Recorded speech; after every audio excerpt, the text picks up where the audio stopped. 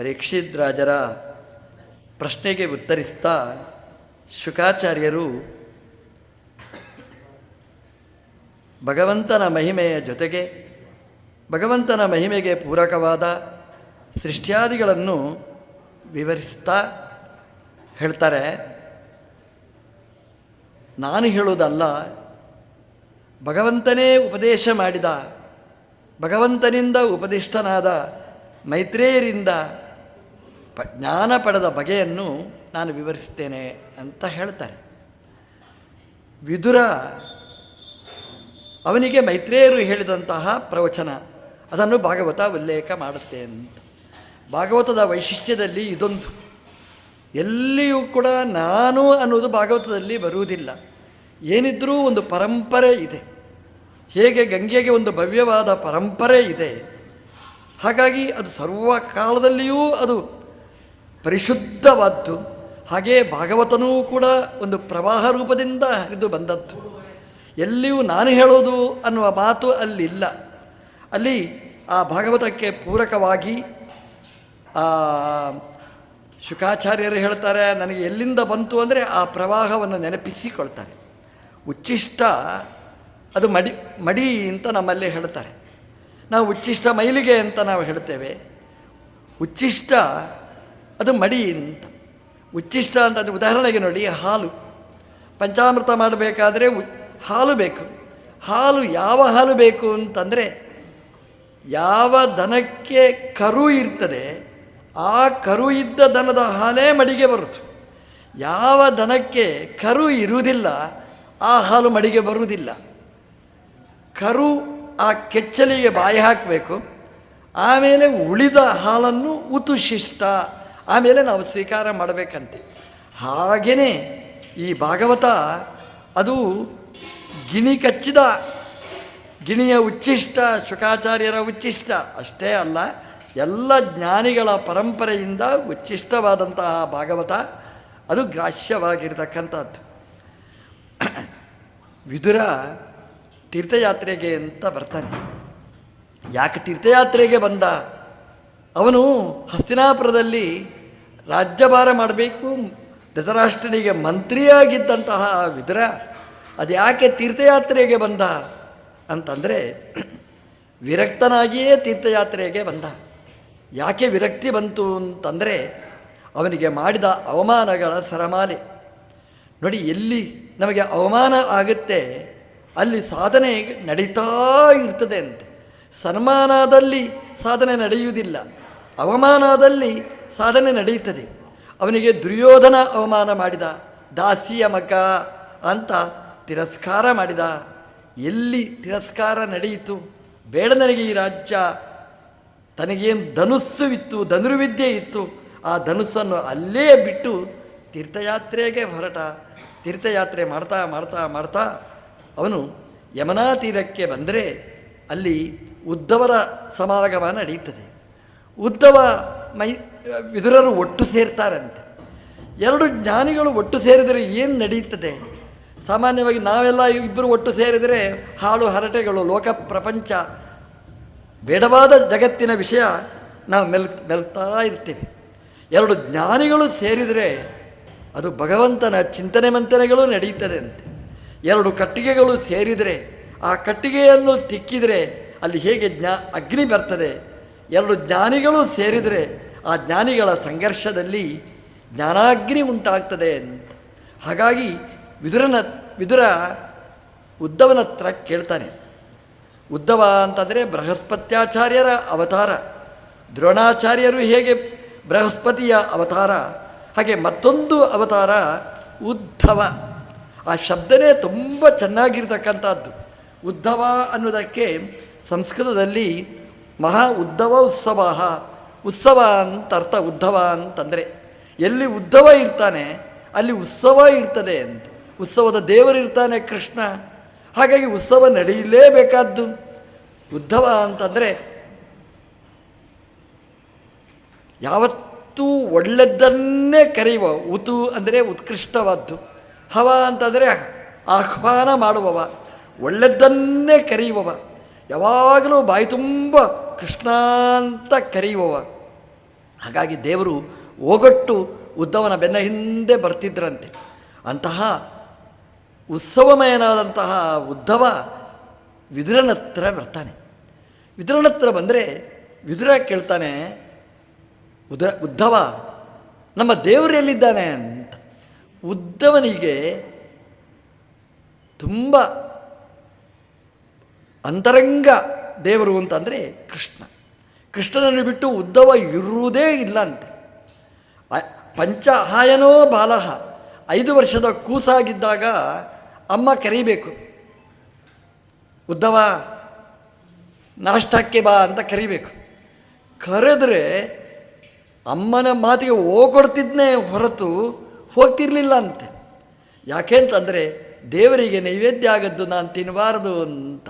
ನಮ್ಮ ದೇವರು ಉಂಡು ಬಿಟ್ಟ ನೈವೇದ್ಯವನ್ನು ಸ್ವೀಕಾರ ಮಾಡ್ತಿದ್ದಂತೆ. ದೇವರಿಗೆ ನೈವೇದ್ಯ ಆಗದೆ ಇದ್ದದ್ದು ಉದ್ಧವ ಸ್ವೀಕಾರ ಮಾಡ್ತಲೇ ಇರಲಿಲ್ಲಂತೆ.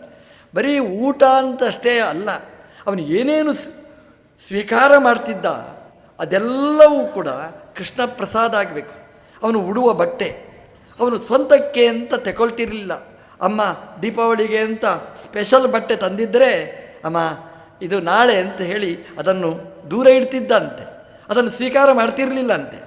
ಮತ್ತು ಯಾವುದನ್ನು ಸ್ವೀಕಾರ ಮಾಡ್ತಿದ್ದ ಉದ್ಧವ ಅಂತಂದರೆ, ನಮ್ಮ ದೇವರು ಇವತ್ತು ಉಡಬೇಕು, ಅದನ್ನು ಬೇಡ ಅಂತ ನಾಳೆ ಬೀಸಾಡಬೇಕು, ಬೀಸಾಡಿದರೆ ಅದನ್ನು ಹೆಕ್ಕಿ ಅದನ್ನು ಧಾರಣೆ ಮಾಡ್ತಿದ್ದಂತೆ.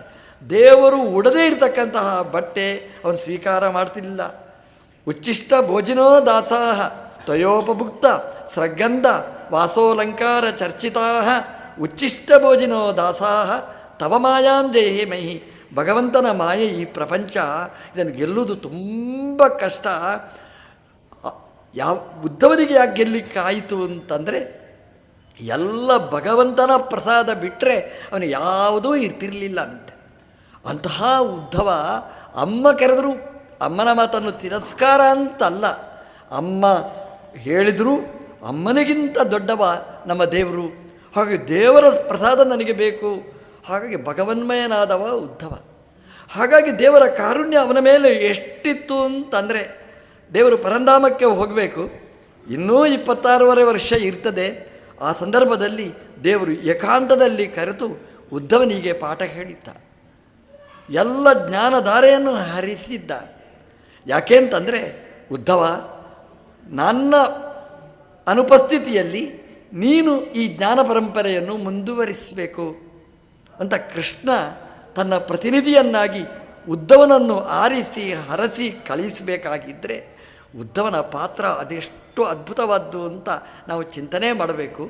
ಉದ್ಧವ ಅಂತಂದರೆ ಕೃಷ್ಣಮಯ, ಒಳಗಿಂದ ಮಾತ್ರ ಕೃಷ್ಣಮಯ ಅಲ್ಲ, ಹೊರಗೂ ನೋಡಿದರೆ ಉದ್ಧವನನ್ನು ನೋಡಿದರೆ ಕೃಷ್ಣ ಅಂತಲೇ ಕಾಣಬೇಕು. ಯಾಕೆ ಅಂತಂದರೆ ನಮ್ಮ ದೇವ್ರದ್ದೇ ಬಟ್ಟೆ ಉಡ್ತಿದ್ದ, ದೇವ್ರದ್ದೇ ಮಾಲೆ, ದೇವರದೇ ಗಂಧ, ದೇವರದೇ ಅಲಂಕಾರ, ನೋಡಿದರೆ ಕೃಷ್ಣನೇ. ಅಂತಹ ಸೌಭಾಗ್ಯವನ್ನು ಪಡೆದವ ಉದ್ಧವ ವಿದುರನ ಹತ್ರ ಬಂದರೆ ವಿದುರ ಕೇಳ್ತಾನೆ, ಉದ್ಧವ ನಮ್ಮ ದೇವರನ್ನು ನೋಡಿದ್ದೀಯಾ? ನಮ್ಮ ದೇವರು ಎಲ್ಲಿದ್ದಾರೆ ಗೊತ್ತಾ? ನಮ್ಮ ದೇವರ ಬಗ್ಗೆ ಏನಾದರೂ ಹೇಳ್ತೀಯಾ? ಎಂಥ ಜ್ಞಾನಿಗಳ ಪ್ರಶ್ನೆ, ಎಂಥ ಜ್ಞಾನಿಗಳ ಉತ್ತರ. ದೇವರನ್ನು ನೋಡಿದ್ದೀಯಾ, ದೇವರು ಎಲ್ಲಿದ್ದಾರೆ ಅಂತ ಹೇಳ್ತೀಯಾ? ಈ ಪ್ರಶ್ನೆ ಯಾರಾದರೂ ಸಿಕ್ಕಿದರೆ ನಾವು ಈ ಪ್ರಶ್ನೆ ಕೇಳಬೇಕಂತೆ. ದೇವರ ಬಗ್ಗೆ ಏನಾದರೂ ಹೇಳ್ತೀರಾ? ದೆವ್ವಗಳ ಬಗ್ಗೆ ಹೇಳುವವರು ಇರ್ತಾರೆ. ದೇವರ ಬಗ್ಗೆ ಏನಾದರೂ ಹೇಳ್ತೀರಾ? ಅದನ್ನು ನಾವು ಕೇಳಬೇಕಂತೆ. ಅವ ಹೀಗೆ, ಅವ ಹಾಗೆ, ನಾನು ಹೇಗೆ ಅಂತ ಯಾರಿಗೂ ಗೊತ್ತು ನಮಗೆ. ಅದೆಲ್ಲ ನಮಗೆ ಬೇಡ. ನಮಗೆ ಯಾವುದು ಬೇಕು ಅಂತಂದರೆ ಆ ಒಳಗಿದ್ದ ಆ ಬಿಂಬ ಭಗವಂತ, ಅವನ ಜ್ಞಾನ ಅನುಸಂಧಾನ ನಮಗೆ ಬೇಕು. ಉದ್ಧವನ ಹತ್ರ ಕೇಳ್ತಾನೆ, ಉದ್ಧವ ನಮ್ಮ ದೇವರ ಬಗ್ಗೆ ಏನು ಮಾಹಿತಿ ಇದೆ ಅಂತ. ಉದ್ಧವನಿಗೆ ಕೃಷ್ಣನ ಬಗ್ಗೆ ಏನು ಅಂತ ಹೇಳಿದಾಗ ಮೈಡೀ ಕೃಷ್ಣಾಗಿ ಬಿಟ್ಟಂತೆ, ತಲೆ ಇಡೀ ಕೃಷ್ಣ ಅಂತಂದರೆ ಕುಣಿಲಿಕ್ಕೆ ಪ್ರಾರಂಭ ಮಾಡಿದ ಅಂತೆ. ಅದಕ್ಕೆ ನಾನು ಪ್ರಾರಂಭದಲ್ಲೇ ಹೇಳಿದ್ದು, ಉದ್ಧವ ಅಂದರೆ ಒಂದು ಉತ್ಸವ ಅಂತ. ಉತ್ಸವ ಅಂದರೆ ಕುಣಿಯುವುದು, ಕೃಷ್ಣ ಅಂತಂದರೆ ಕುಣಿಲಿಕ್ಕೆ ಆರಂಭ ಮಾಡಿದ. ಏನು ಹೇಳ್ತಾನೆ ಕೃಷ್ಣನ ಬಗ್ಗೆ. ಕೃಷ್ಣ ಅಂತಂದರೆ ಭೂಮಿಗೆ ಅವತಾರ ಮಾಡಿದಾಗ ಅವನ ವಿಮಾನ ಲ್ಯಾಂಡಾಗಿ ಇಲ್ಲಿ ಅಲ್ಲಿಂದ ಆರಂಭ ಮಾಡಿ ಕೃಷ್ಣನ ಬಾಲಲೀಲೆಗಳನ್ನೆಲ್ಲ ಹೇಳಲಿಕ್ಕೆ ಶುರು ಮಾಡಿದ. ತೃತೀಯ ಸ್ಕಂದ ನಾವು ಓದಿದರೆ ಅದೊಂದು ಮಿನಿ ದಶಮ ಸ್ಕಂದನೇ ಅದು. ಕೃಷ್ಣದೇವರ ಬಾಲ ವೈಭವ ಲೀಲೆಗಳನ್ನು ಅದನ್ನೆಲ್ಲ ಉದ್ದವ ಬಾಯಿ ತುಂಬ ಹೇಳ್ತಾನೆ. ವಿದುರ ಯಾಕೆ ಕೇಳಿದ? ನಮ್ಮದೆಲ್ಲ ಹೇಗೆ ಅಂತಂದರೆ ಕೃಷ್ಣನ ಕಥೆ ಹೇಳಿ ಶುರು ಮಾಡಿದ್ರೆ ಅದು ನನಗೆ ಗೊತ್ತು, ಇನ್ನೊಂದು ಕಥೆ ಹೇಳಿದ್ರೆ ಅದು ನನಗೆ ಗೊತ್ತು, ಎಲ್ಲ ಗೊತ್ತು, ಯಾವುದೂ ಗೊತ್ತಿಲ್ಲ ನಮಗೆ. ನೋಡಿ, ದೊಡ್ಡವರ ಚಿಂತನೆ ಹೇಗಿರ್ತದೆ ಅಂತಂದರೆ ಗೊತ್ತಿದೆ ಅನ್ನೋದು ಪ್ರಶ್ನೆ ಅಲ್ಲ.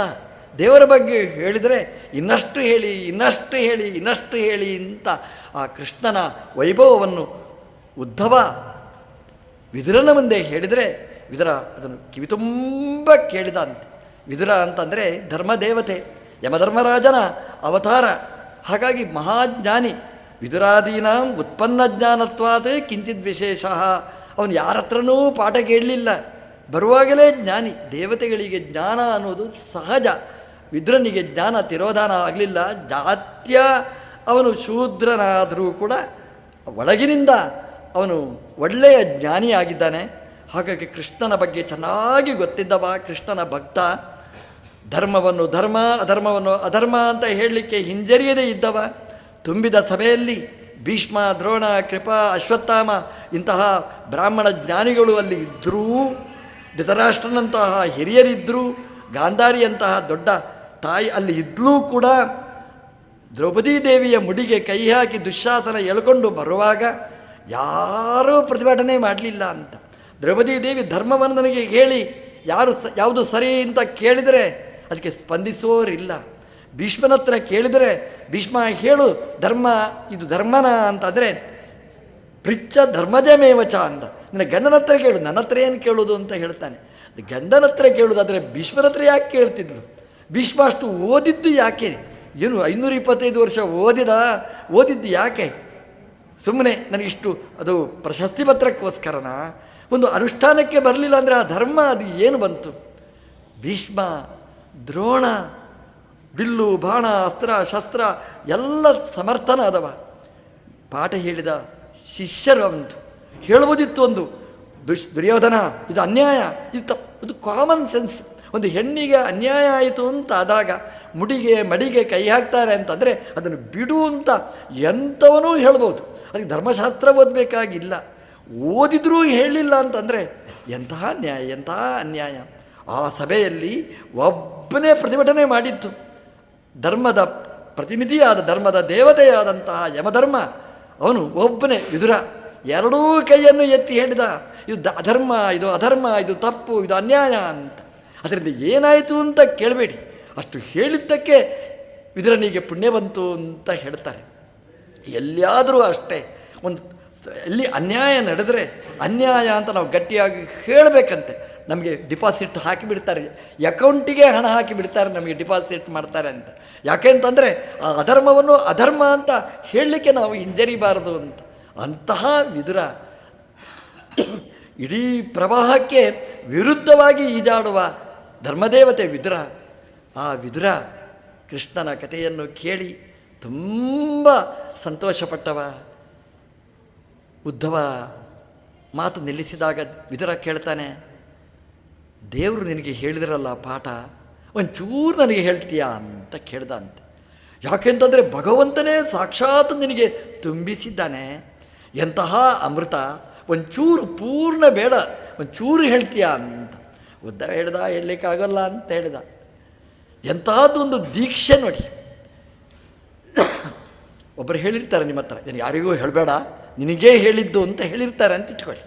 ನಾನು ಇನ್ನೊಬ್ರಿಗೆ ಹೇಳ್ತೇನೆ, ನೋಡಿ ಯಾರಿಗೂ ಹೇಳಬೇಡ ಅಂತ ಹೇಳಿದ್ದಾರೆ ಅಂತ ಹೇಳ್ತೇವೆ. ಇದು ನಮ್ಮ ದುರ್ಬುದ್ಧಿ. ಇದು ದೇವರು ವಿದುರನಿಗೆ ಉದ್ಧವನಿಗೆ ಹೇಳಿದ್ದೇ ಹಾಗೆ. ಇದು ಎಂಥವರಿಗೆ ಹೇಳಬೇಕು, ಎಲ್ಲಿ ಹೇಳಬಾರ್ದು ಅನ್ನುವಂತಹ ಒಂದು ಬಾರ್ಡರ್ ಹಾಕಿ ಕೊಟ್ಟಿದ್ದ. ಇದನ್ನು ಎಲ್ಲಿ ಹೇಳಬೇಕು ನೀನು ಅಂದರೆ ಕಲಾಪಗ್ರಾಮವಾಸಿನ ಬದರಿಯಲ್ಲಿ ನೀನು ಪಾಠ ಹೇಳಬೇಕೇ ಹೊರತು ಬೇರೆ ಕಡೆ ಅಲ್ಲ. ಆ ಜ್ಞಾನಕ್ಕೆ ಅವಧಿಯನ್ನು ಹಾಕಿ ಕೊಟ್ಟಿದ್ದ. ಎಲ್ಲಿ ಪಾಠ ಪ್ರವಚನ ಮಾಡಬೇಕು ನೀನು ಅಂತ ವಿದುರ ಹೇಳಿದ. ಹಾಗಾದರೆ ನನಗಿದು ಯೋಗ ಇಲ್ವಾ?